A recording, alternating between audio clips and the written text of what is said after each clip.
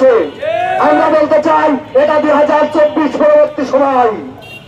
আপনারা এই 2000 পরবর্তী সময়ে যদি রাজনীতির ময়দানে রাজনীতি করেন তাহলে সুস্থ সুখী সমৃদ্ধ দেশ গড়ার রাজনীতি করেন।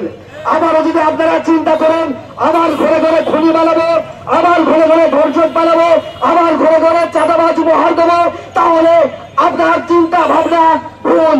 এই ভুল চিন্তা ভাবনার উপরে যদি রাজনীতি করেন তাহলে আপনি ভাবেন আপনার এই বাংলার জমিনে আপনার ঠিকানা হবে না, অচিরেই আপনার ঠিকানা হবে হয়তো লন্ডন নয়তো পিন্ডি। রাজনীতি করবে রাজার সন্তানেরা। রাজনীতি কোন চোর, কোন হাইজাকার, কোন চাউল চোর, কোন কাঠ চোর, কোন চাঁদাবাজ এদের তাই রাজনীতি সম্ভব নয়। বাংলাদেশের ভিতরে কোন রাজনীতি নেই। এদেশে আছে চোরের নীতি, চোরের নীতি, ডাকাতের নীতি। জুলাই অভ্যর্থনার মাধ্যমে ছাত্রদের রক্তের বিনিময়ে এই দেশটার রাজনীতি চলবে, কোন চোরের নীতি চলবে না।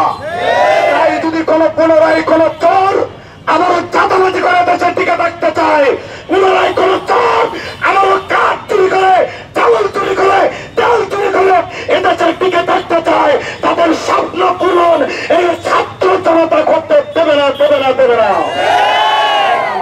লজ্জা লাগে আমার কাছে, আপনাদের কাছে লাগে কিনা লাগে না?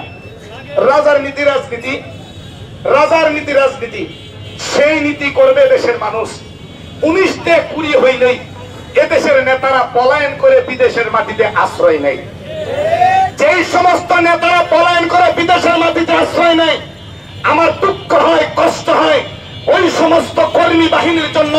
যেই সমস্ত কর্মী বাহিনীরা নেতারা পলায়ন করে হেলিকপ্টারে, নেতারা পলায়ন করে প্লেনে, আরাম আয়েশে বিদেশের হোটেলে থাকে, নাটক তৈরি করে, আর কর্মীরা দেশে মারি খায়, এমন নেতার অনুসরণ করে রাজপথে বক্তব্য দেয়, কথা বলে, লজ্জা লাগে, ঘৃণা লাগে।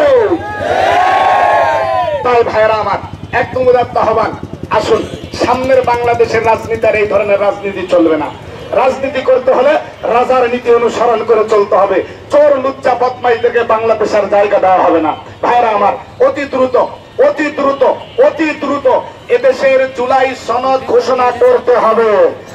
যতক্ষণ পর্যন্ত জুলাইয়ের ঘোষণা না করা হবে ততক্ষণ পর্যন্ত এই জুলাইয়ের যোদ্ধারা, এই রক্ত দাউদেরা তোমরা রাজপথ দখল করে রাখবে।